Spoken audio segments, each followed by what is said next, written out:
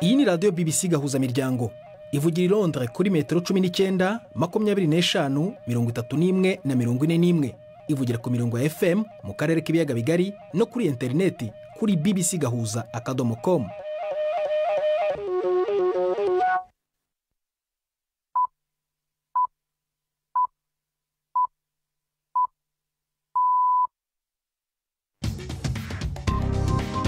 Ubu ni saa 10 n'igice ku isaha mpuzamahanga ya GMT, ni saa 12 n'igice ku masaha yo mu Rwanda no mu Burundi. Muri studio muri kumwe na Prudent nsengiyumva. Wiriwe hoteza amatwi BBC gahuzamiryango kuri uyu wa gatanu. Kwisi ikaze kwisi ikaze kuri radio kuri BBC gahuza, kuri Facebook live mu buryo bw'amashusho ndetse no ku mirongo migufi ya shortwave. Dore ingingo z'ingenzi z'amakuru turambora rero kuri uyu munsi tariki ya 2 z'ukwezi kwa 2. I Nairobi byemejwe ko abantu batatu bishwe n'umwuka wa gazi waturikiye mu murwa mukuru wa Kenya. Abakabaka 300 bakomeretse mu gihe amazu n'ibinyabiziga nabyo byononekaye. Abayobozi barenga 800 bari mu myanya y'ubuyobozi muri Leta Zunze Ubumwe za Amerika no mu bihugu by'Uburayi bashyize umukono ku itangazo ryamagana politike ya guverinoma zabo kuri Israel n'intambara yo muri Gaza. Ushobora kuba umaze kubona cyangwa kumva inkuru z'abakinnyi b'umupira w'amaguru bagwa mu kibuga kubera ibibazo by'umutima. Ariko se hakorwa iki iyo umukinnyi atahuye ko afite icyo kibazo cyangwa iyi nama y'umuganga yirengagijwe? Turabigarukaho muri aya makuru. Ni mu gihe muri Cote d'Ivoire kandi hari kwakirwa imikino y'umupira w'amaguru w'ibihugu bya Afrika ku nshuro ya mbere mu myaka 40. Irushanwa rigeze mu mahina ya 1/4 kuri uyu wa gatanu. Hari n'abazamuganga muri biganiro na Mariko niyo nkuru.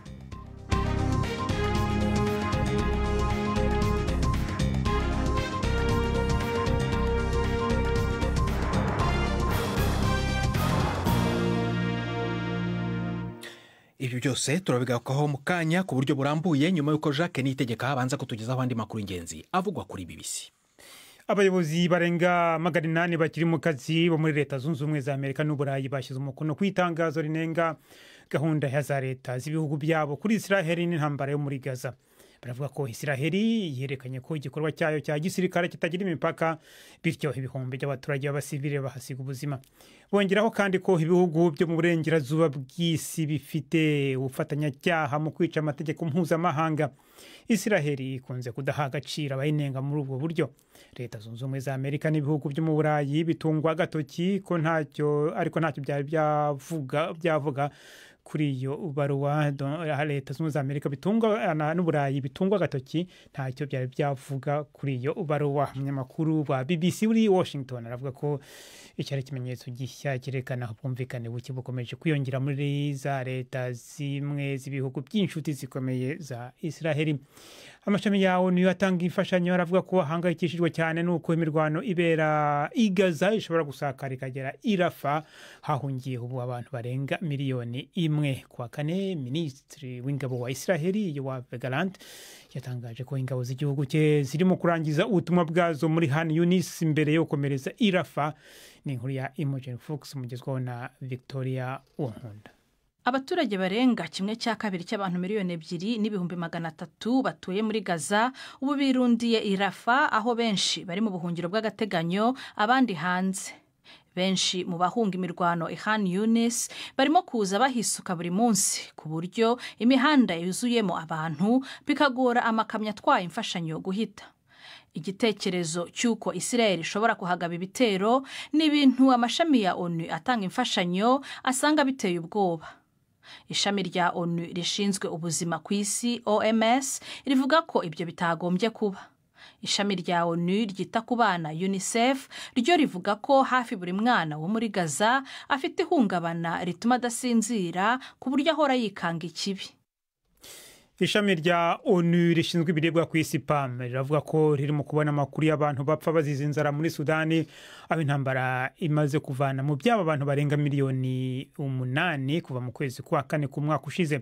PAM yongeye guhamagarira ingabo za Sudani n'umutwe witwara gisirikare wa RSF bahanganye uhita bizeza ko bagiye kureka amakamyo hatwaye imfashanyo akayigeza ku bayikeneye.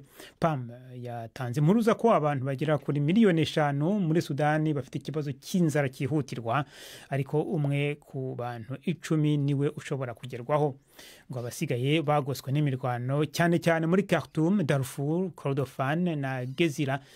ishami rya ONU rishinzwe ibiribwa ku isi rikavuga ko bikomeye cyane kunyuza imfashanyo ahabera imirwano kubera ikibazo cy'umutekano za bariyeri n'abayisaba amafaranga. Abantu batari munsi ya batatu nibo byemejwe ko bahitanywe n'umwuka wa gazi waturikiye mu murwa mukuru wa Kenya, Nairobi. Abagera hafi kuri 300 bakomeretse, bikaba byabaye mbere gatoya ya saa 6 z'ijoro. Ni inkuru ya Wiros umugezwaho na Jean Claude Mwambutsa. Abarokotse iriturika mu mujyi wa Nairobi basobanuye icyoba cyabayeho ubwo abantu basohoka gashishi itabona mu mazu yabo bakakirwa n'ibirimi by'umuriro byazamukaga mu kirere, ngo ntibyari byoroshye gusohoka mu mazu maremare yo mu gace ka Embakasi mbere yuko imiriro isatira amazu yabo. Kuri ubu abantu benshi bari kuvurwa ubushye bukomeye. Ikigo cya Kenya gishinzwe kugenzura ibijyanye n'ingufu cyavuze ko ububiko bwaho bavomera gaze butari bwemewe n'amategeko bwari mu gace gatuwe.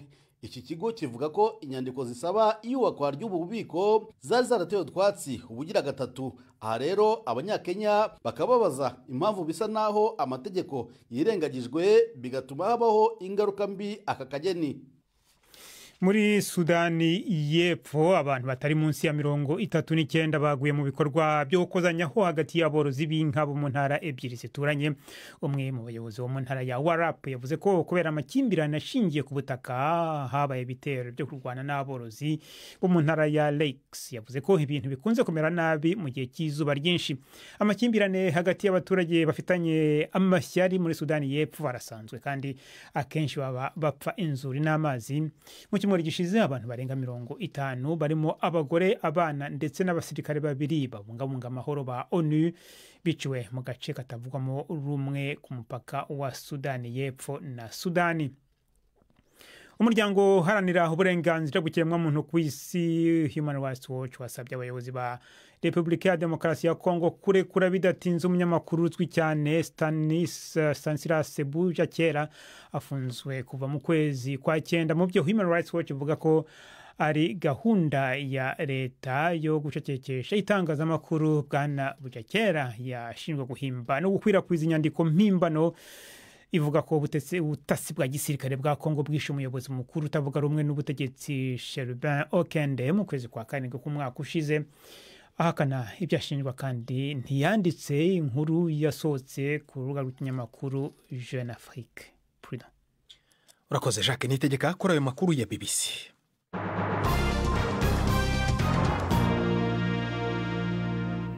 Ikaze ku makuru arambuye. Abayobozi barenga 800 bari mu myanya y'ubuyobozi muri Leta Zunze Ubumwe za Amerika no mu bihugu by'Uburayi bashyize umukono ku itangazo ryamagana politiki ya za guverinoma zabo kuri Israeli ndetse n'intambara yo muri Gaza. Bavuga ko iyi politiki ishobora kuba yaragize uruhare rukomeye mu ihonyorwa ry'itegeko mpuzamahanga rigenga ubutabazi. Inkuru ya Tom Bateman uri Washington muragizwaho na Jean Claude Mwambutsa. Abakozi ba leta basaga 800 bakorera iza Leta Zunze Ubumwe za Amerika, Ubwongereza n'Ubumwe bw'Uburayi ndetse n'abakorera guverinoma z'ibindi bihugu 10 by'Uburayi bemereje hamwe itangazo bise Transatlantic Statement. BBC ikaba yabonye kopi y'iri tangazo.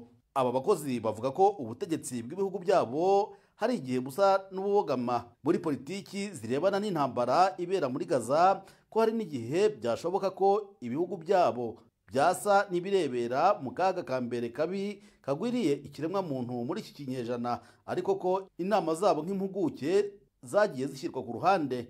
Bavuga ko hariho impungenge ko imyitwarire ya guverinoma zabo ishobora kuba itera inkunga ibikorwa bihungabanya amategeko mpuzamahanga, ndetse bakavugamo irimburabwoko na jenoside. Iki kibaye ikindi kimenyetso cya vuba cyo kutavuga rumwe muri bimwe mu bihugu bikomeye by'ibinywanyi bya Israeli.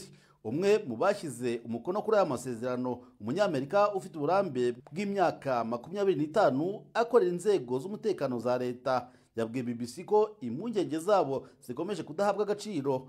Israeli yo yakomeje guhakana ibirego ishinjwa mu bikorwa byayo bya gisirikare muri Gaza. Ibiro bya Amerika bishinzwe ububanyi n'amahanga, Komisiyo y'Ubumwe bw'Uburayi n'Ubwongereza byasabwe kugira icyo bivuga kuri ibi birego. tujya Nairobi muri Kenya. Mu ijoro ryakeye hadutse umuriro wahitanye abantu 3 ukomeretsa bakaba 300. Wakongejwe n'ikamyo itwara utugunguru twa gazi yaturikiye mu karere ka Embakasi mu masaha ya saa 5 z'ijoro ryakeye. Ibibanza by'ubucuruzi, imodoka ndetse n'amazu atuwemo nabyo byononekaye. Inkuru irambuye tubaza umunyamakuru wacu ukorera Nairobi, Prudent ku magenge. Oh my God. Hari nk'isaha 5:30 z'ijoro niho uruhagarara rwaduka muri quartier ya Muradi mu karere ka Embakasi hafi y'ikibuga mpuzamahanga c'indege ca Nairobi Jomo Kenyatta International Airport. Abantu benshi bavyuwe n'urwamo rw'ibintu biriko biraturika. Abarokotse bavuga yuko batanguye kwibaza yuko habaye nyamugigima inyuma yaho haturikiye ikintu mu kibanza kimwe kiri hafi y'amazu abantu babamwo. Edwin Machiyo yabwiye BBC yuko yaciye ahunga akaba mu nzu yiwe iri nko ku kilometero kimwe uvuye aho ico kintu caturikiye. Ingingo ishobora kuba ariyo yatumye arokoka. Sasa moto ilinipata kama 1 kilometer away. Umuriro wahise umfatira nko ku kilometero kimwe mpunga. Ibirimi by'umuriro bivuye aho cyaturikiye byantuye hasi bintwika ku ijosi no mu mugongo. Nahise nkoresha uburyo bwanjye kugira ngo nijyane ku bitaro Mama Lucy aho bamfashije by'ibanze. Banteye umuti wo kunkingira tetanosi no kugabanya ububabare. Boniface nawe nyene ari mu barokotse nubwo yahiye ahatari hake. Mi kitu ambacho kimenichoma. Naturiwe n'igicupa ca gaze caturitse ndiko ndagerageza guhunga. Caturikiye neza na neza imbere yanje, nca nikubita hasi rubeya ruca ruranzibira. Nagize amahirwe kuba nararonse inguvu zikwiye zo kuhava nkanyaga amagara. Nikainuka na kuanza kukimbia. Icegera c'umugenduzi mukuru w'igipolisi Douglas Kanja yavuze yuko abantu barenga 270 bajanye mu bitaro bitandukanye mu gisagara ca Nairobi kugira bavurwe. Umuvugizi wa leta ya Kenya Isaac Mwaura yavuze ko bashizeho umugwi wo gukurikirana ico gikorwa. Yavuze ko ikamyo yari itwaye gaze yaturitse igatera umuriro watongoye ibibanza by'urudandazwa n'amazu y'ababanyi. It is not acceptable. Nibishoboka ko ibibanza nk'ivyo bija mu mihana y'abantu. Aba n'abantu bagwana no kurondera ubuzima ku munsi. None bamwe kioske zabo zahiye. N'impene zaguye muri uwo muriro. Sanze umugenzi ngaha ambwiye ko mushikiwe yarafise inkoko 600. Zose yo wazibonye. Abantu batakaje aho baziguraro n'uburamuko. Livelihoods have been destroyed. Hafi amakamyo 10 yarahiye aratokombera muri ico kibanza aho akaga kadutse. Urwego rujejwe gucungera ibikorwa bijanye n'ubucuruzi bwa gaze n'ibitoro IPRA ruvuga yuko rwari rwasabwe gutanga impusha zo kubaka ibituro 3 byo kuzuza gaze muri ako karere, ariko ruvuga yuko rwari rwavyanse kuko babisaba batari bujuje ibisabwa kandi ko aho hantu haba abantu benshi ku buryo ko harangurira imirimo bene iyo byobangama. Prudent ku magenge, BBC gahuzamiryango, Nairobi. Urakoze Prime, iyo nkuru itugejeje ku isa 1:18 mu Rwanda no mu Burundi. Ni saa 3:12 i Nairobi, aho muri Kenya. Hano muri studio za BBC ya Rwanda ni saa 10:42. Mu kanya turakomeza amakuru arambuye. Reka turuhuke gato cyane. Ndi Prudent nsengiyumva.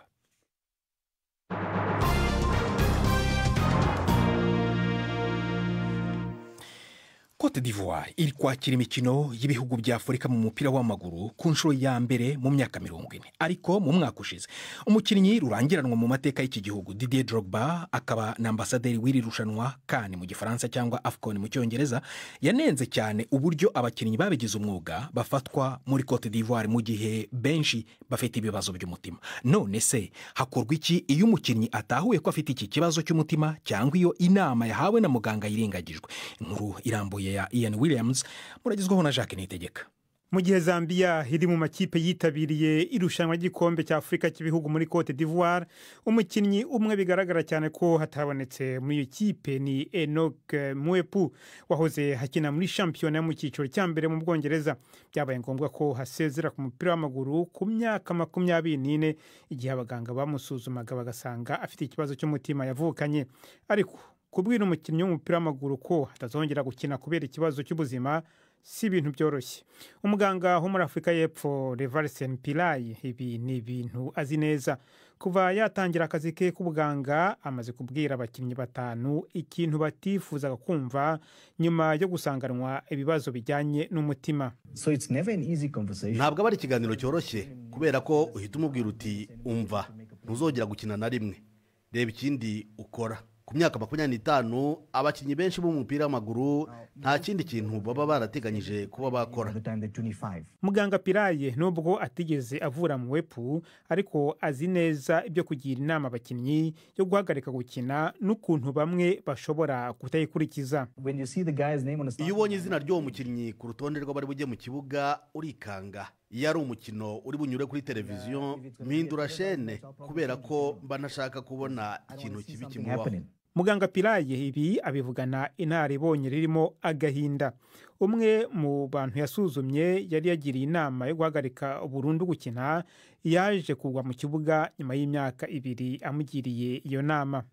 Muri Cote d'Ivoire hari undi muryango wasigaye mu gahinda nyuma yaho umukinnyi w'umupira w'amaguru Mustafa Sira nawe apfuye mu buryo nk'ubu igihe yarimo akinira ikipe ya Racing Club d'Abidjan.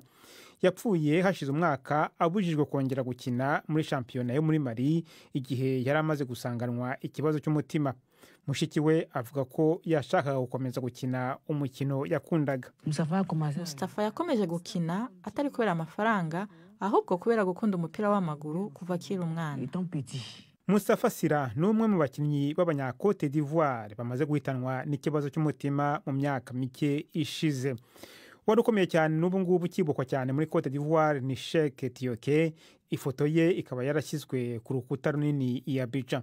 Uyu mukinnyi wari mu ikipe y'igihugu yegukanye igikombe cya Afrika yapfuye muri 2017. Igihe Sira yapfaga umwaka ushize, Didier Drogba yaratakambye ku mbuga nkoranyambaga. Yavuze ko mu gihe amaze gupfa abakinnyi 3 muri shampiyona ya Cote d'Ivoire mu myaka 4 ishize, abakinnyi bose babigize umwuga bagombye bose gutegekwa gukorerwa ibizamini byo kwa muganga. Muri 2006 ishyirahamwe ry'umupira w'amaguru ku isi FIFA ryashyizeho amategeko yo gusuzuma umutima abakinnyi mu marushanwa yose yaryo. Ritanga inama kuri buri shuri, buri kipe, buri shyirahamwe ko ryaba rifite ingamba zo guhita ritabara umukinnyi uguye mu kibuga. Umukinnyi wahoze akinira ikipe y'igihugu cya Cameroon n'ikipe ya Real Madrid Jeremy wigeze no gutsinda igikombe cya Afrika ubu uhagarariye ishyirahamwe ry'abakinnyi b'umupira w'amaguru avuga ko Afrika igomba kurushaho kugira ikibikoraho. Nakinnye mu Burayi inshuro nyinshi kandi nzi ko mbere yuko ikipe ikugura ugomba kubanza gukorerwa ibizamini byo kwa muganga. Ibi ni ibintu tugomba gutangira gukora muri Afrika. Bintu Sira avuga ko umusaza we Mustafa atitaweho uko bikwiriye akimara kugwa mu kibuga. Bigeranye nawe n'ukuntu abatabazi babiteguye mu irushanwa ry'igikombe cya Afrika cy'ibihugu muri Cote d'Ivoire, aho za ambulance ziba zateguwe ku munsi w'imikino, abaganga bakaba bashyizwe muri stade yewe na kajugujugu zikaba zirekereje. Umuntu rero yakwibaza niba abakinnyi mpuzamahanga bafatwa neza kurusha abakinnyi b'imbere muri Afrika. Bintu atekereza ko ari uko byifashe. Nuko bimeze. Bagombye kwitabwaho kimwe kubera ko ubuzima bwabo basore ushobora guhungabana. Rero hagomba gusuzumwa ubufasha butangwa mu rwego bw'ubuvuzi mu makipe yo muri Cote d'Ivoire. Ntabwo dushaka ko hagira undi mukinnyi uhababarira. BBC yagerageje kumva icyo ishyirahamwe ry'umupira w'amaguru muri Cote d'Ivoire n'ikipe ya Racing Club d'Abidjan ivuga kuri ibyo bivugwa na Bintu na Drogba, ariko kugeza ubu ntacyo bari bayivugaho. Inkuru ya Ian Williams mwumvaga mu ijwi rya Jacques Niyitegeka. Turacyari rero ku ngingo y'imikino, tugume muri Cote d'Ivoire aho imikino y'igikombe cya Afrika rero cy'ibihugu nyine igeze muri kimwe cya 4 uyu munsi. Hakaba hari imikino 2, Nigeria mu kanya gato cyane saa 11 ku masaha yo mu kwisaha mpuzamahanga yo mu Bwongereza. Nigeria irahura na Angola, naho nijoro Repubulika ya Demokarasi ya Kongo iraza gukina na Guinea Conakry. Ku murongo wa telefone ndi kumwe na Yves Bucyana, umunyamakuru wacu dukurikiranira iyi mikino ari mu Rwanda. Yves, reka duhere ku mukino uhuza Angola na Nigeria mu kanya mu minota 12. Uyu mukino abantu bawitegaho iki ugendeye ku buryo imikino yabanje mu majonjora yagenze? Nihe kipe ihabwa amahirwe ku rupapuro? Nigeria ku rupapuro irahabwa amahirwe kuko niyo kipe isigayemo ifite igikombe cya Afrika byibuze inshuro 3, ikaba ari ya 42 ku rutonde rwa FIFA. Ikina na Angola iri ku mwanya w'117. Amakuru ahari kuri buri kipe nuko Nigeria ikina idafite umunyezamu wayo Stanley Nwabali yaravunitse. Angola nayo irakina idafite umunyezamu wayo Adilson da Cruz bakunze kwita Neblu, we afite ikarita imubuza gukina n'umukino wa none. Kuri Nigeria kandi hari impungenge kuri rutahizamu wabo Victor Osimhen, uziko ari we mukinnyi ubu ngubu wa mbere muri Afrika watoranyijwe kuba wa mbere, ariko ntaremeza abantu. Amaze gutsinda gusa igitego kimwe gusa kuva irushanwa ryatangira, ku buryo biteye impungenge ku ruhande rusatiriza mu rwa Nigeria, bigaragara ko batinjiza ibitego byinshi. Undi mukino rero uri bube muri iri joro urahuza Repubulika ya Demokarasi ya Kongo na Guinea Conakry. Abantu bawitega gute, cyane cyane ko ubwo duheruka kuvugana muri aya makuru igihe Kongo yakinaga bari bafite icyizere Kongo izivanamo Misiri. Ubu baravugaho iki aho mu Rwanda?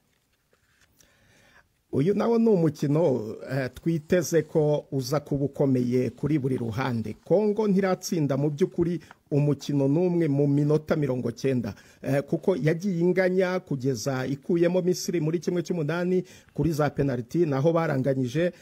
Gusa Leopard yatweretse ko ifite umutozo ukomeye, Sebastien de Sabre, ufite ubunararibonye ku mupira w'amaguru muri Afrika, hanyuma ikanagira abakinnyi bamaze kugira ubunararibonye benshi bari mu myaka yo kugira icyo bakora gifatika, cyo kimwe n'ikipe ya Sili National ya Guinea Conakry. Umutoza wayo Kabadi Yawara wigeze no gukinaho muri Arsenal mu 1999 atangiye kwigaragaza nk'umutoza wifitiye icyizere, agacungira cyane ku mukinnyi wa Le Havre yo mu France witwa Mohamed Lamine Bayo.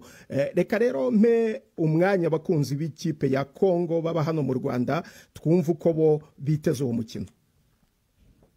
Kongo ifite amahirwe menshi yo gutwara igikombe, kuko tuzakina na Guinea, kandi Guinea mu mateka nta munsi n'umwe iratsinda Kongo. Iteka Kongo ni itsinda Guinea. Ubwo ngiye amahirwe yanjye ndayaha Kongo, kandi nizeye neza ko Kongo izagera kuri finale. Nukuri iriya match irakomeye. Guinea ndago yoroshe, ifite cyane cyane mukini uri dangere muri Guinea n'uriya Mohamed Bayo, uriya watsinze kiriya gitego cyo ku munota wa nyuma. Bukurikiranye nanuza na ma movements zo kuri atake, narabonye ko n'umukinnyi ukomeye. Ariko Kongo nayo, Kongo ndago yoroshe, ifite defense ikomeye, uzi ifite leader Chancel Mbemba. Jewe amahirwe menshi nyaye Kongo Kinshasa. Ifite morale y'ubutegetsi, abayobozi ba Kongo yose iri nyuma y'abakinyi. Ministre wa sport wo muri Kongo ubu nawe ari muri Cote d'Ivoire, ari hafi y'abakinyi, na president de la République avant buri mukino arabatelefona kaba morale.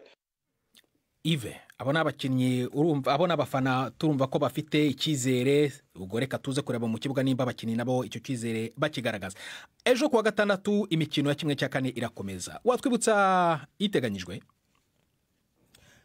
Umukino wa mbere uzahuza Mali ihura na Cote d'Ivoire hanyuma isa 4 ku munsi w'ejo nyine.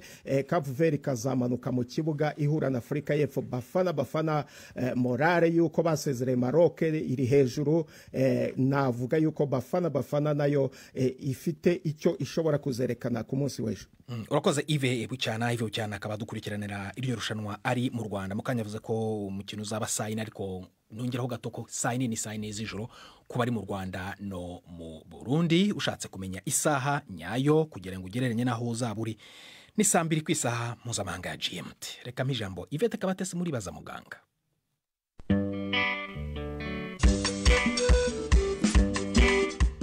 Iki cyumweru kizasozwa n'itariki ya 4 z'ukwezi kwa kabiri, umunsi mpuzamahanga wo kurwanya indwara za kanseri ku isi.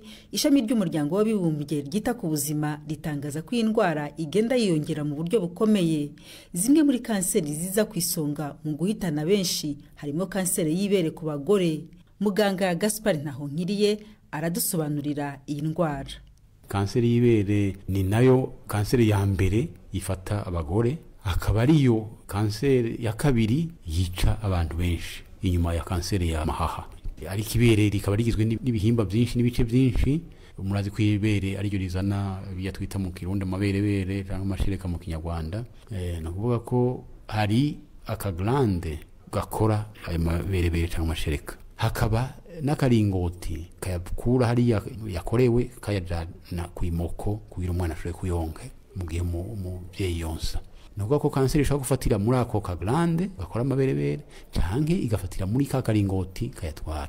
Ariko ibere ntirigizwe n'ivyo gusa, ibere rigizwe n'ibinure, inyama, ivyo byose navyo bishobora gufatwa na kanseri y'ibere. Nkuko n'imoko nayo ishobora gufatwa na kanseri y'ibere. Ni ikintu gishobora gufata ibere ryose uko ringana. Bigenda gute kugira ngo umuntu agire impungenge yuko ashobora kuba afite icyo kibazo? Kenshi kanseri y'ibere iza imeze nk'akabyimba katababara. Icyo nico kimenyetso gikuru gikomeye, ariko ashaka kuza tundi tumenyetso, abona nk'amaraso asohoka mu imoko cyangwa akumva arababara. Kanseri zibabaza zo twita kanseri inflammatoire, ugasanga ibabara ryabyimbye ryahishiye, ibyo biroroshe kubona. Ariko kakabyimba katababaza ari natanakumva. Mugabo bajya bavuga ko kanseri nyinshi ngo batazi ikiyitera, no kuri kanseri y'ibere niko bimeze. Niko bimeze nyene. Icyo abantu babona no gusa nuko ushaka kuvuga uti umuntu ameze atya ashobora kwinjira mu mugwi washobora kurwara iyo kanseri. Iyo ni ibihe? Ivyo bigizwe n'imigwi y'ibiri. Hariho umugwi tudashobora guhindura n'undi mugwi byo dushobora kubihindura. Ni umugwi wa mbere bidahinduka ni imyaka na genetique, nuvuga ko umuntu yavutse uko umuntu yaremwe. Uko imyaka yigira imbere niko iyo riske iba ndende. Cyane cyane basanze aho kanseri ikomera cyane ni ku myaka 50, hanyuma aho bakomera cyane gusumbya ni ku myaka 75. Ni aho. Hanyuma ikindi kintu tudashobora guhindura ni kwa kuntu umuntu yavutse ko yaremwe uko ameze, twita genetique. Bashaka no kubisuzuma mu maraso, hariho uko umuntu ateye agira amagene atuma yinjira mu mugwi abantu bashaka kurwara kanseri. Amagene abiri bamaze kubona, ayo magene bayasanze mu maraso y'umuntu. Novuga ko mu bantu barwaye kanseri y'ibere usanga 5 gushika kuri 10% bagendana utwo tugene tubiri, bashoboye kubona ko tugendana na kanseri y'ibere. Hanyuma ufasha abantu bose nabo ukabasuzuma ayo magene, abo usanga kamwe muri utwo tugene tubiri kuva kuri 50 kugera kuri 85% muri abo bantu bagendana utwo tugene. Imbere yuko bageze imyaka 80 bazaba barwaye kanseri y'ibere. Nukuba ni benshi cyane. Byatumye abaganga babahinga bavuga bati mu gihe umuntu asanganywe ayo magene agakorerwa operation kandi atanagimagwaye kugira gusa avuga ati ko nzi neza yuko mu myaka iri imbere yanje nshobora kurwara kanseri y'ibere, ni muri ce ibere kugira sinze ndayigware. Ibintu bikomeye. Umugwi wa mbere twavuze ko ari umugwi w'ibyo tudashobora guhindura. Umugwi wa kabiri nawo ni ibyo dushobora guhindura. Kenshi biragaruka mu ngwara nka zose, nuvuga kuvyibuha cyane, inzoga, itabi, gukoresha ya miti y'imisemburo twita hormone, byo umuntu ashaka kubihindura, ashaka kubyirinda, akakora sport nayo basanze ifasha kugira umuntu ntagware iyo kanseri, kubera nazo basanze bigira uruhare mu gutuma iyo ngwara yigaragaza. Hari n'abavuga ko ku bantu batigeze bonsa ibyago byo kwandura kanseri y'ibere byiyongera, nibyo? Yego, wa muntu atabyaye imbere y'imyaka 30 nawe abari kuri riske yo kurwara kanseri. Kubyara bijanye no konsa cyane nibyo bibaza ko bikingira iyo kanseri. Ariko ikindi basanze ahubwo kinatangaje no kubavuga ati iyo umukobwa amaze abyaye umwana wa mbere yamaze kurenza imyaka 30, ahubwo riske yo kurwara kanseri isumba wa wundi arengera imyaka 30 atanabyaye. Ntivyumvikana, ariko niko basanze bimeze. Muganga Gaspard Ntahonkiriye watubwiraga ku ndwara ya kanseri y'ibere. Ni hano rero dusoreje, naho ubutaha muramukeho. Urakoze Yvette na muganga Gaspard mwaganiraga. Ni namwe muri kudusingiriza umusozo w'ibiganiro byacu byo kuri uyu wa gatanu. Gusa mbere yo kuva muri studio nakubwira ko i Nairobi abantu 3 barayibishwe n'umwuka wa gaze waturikiye mu murwa mukuru wa Kenya nyine. Abakaba 300 bo bakaba barakomeretse, ni mu gihe kandi ndetse n'amazi atuwemo n'abantu n'ibinyabiziga nabyo byahononekariye. Naho abayobozi barenga 800 bari mu myanya y'ubuyobozi muri Leta Zunze Ubumwe za Amerika no mu bihugu by'Uburayi bashyize umukono ku itangazo ryamagana politike ya za guverinoma zabo kuri Isiraheli, bamagana n'intambara Isiraheli yagabye i Gaza. Ejo kuwa gatandatu ni imvo n'imvano, ku cyumweru n'ibiganiro bibiri by'urunana. Utarabashije kubyumva muri iki cyumweru ushobora kongera kubitega amatwi hano kuri BBC gahuzamiryango. Ngira ngo ngushimire rero kugira ngo ube wadutije umwanya wawe kugira ngo bane natwe kuri uyu wa gatanu ndetse no muri iki cyumweru. Ushaka gukurikirana Angola na Nigeria muri kimwe cya kane cy'umupira w'amaguru mu irushanwa rya CAN cyangwa AFCON, iratangira mu masegonda. Twafashijwe na Suzanne Lennon igenda Prudent nsengiyumva wakoze guhitamo BBC gahuzamiryango. Weekend nziza uraharyana. Naho utaha.